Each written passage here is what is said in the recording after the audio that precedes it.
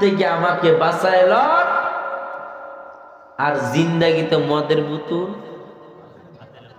কে বলতেছেন? কে? আল্লাহ বলে। কে বলতেছে? ইহুদির সন্তান।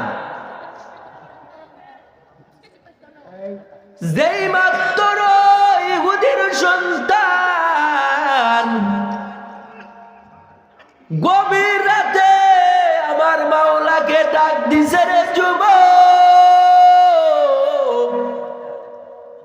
এই কথাটা আমার আল্লাহর অন্তরে গে এমন ভাবে হিট করছে, আল্লাহ পাক ইহুদির সন্তানের দোয়াটা আল্লাহর সাথে সাথে কবুল করে নিছে। চিৎকার মেরে একবার বলা সাবেনি আল্লাহু আকবার।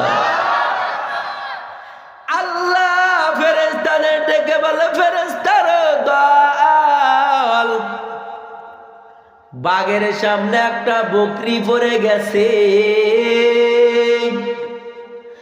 আমি আল্লাহর জান্নাতের মধ্যে দুধের নহর আছে, শরাবের নহর আছে, মধুর নহর আছে।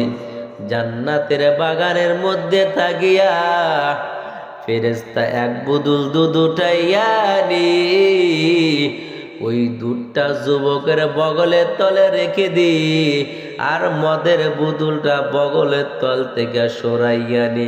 চিৎকার মেরে বলা যাবে নি একবার আল্লাহু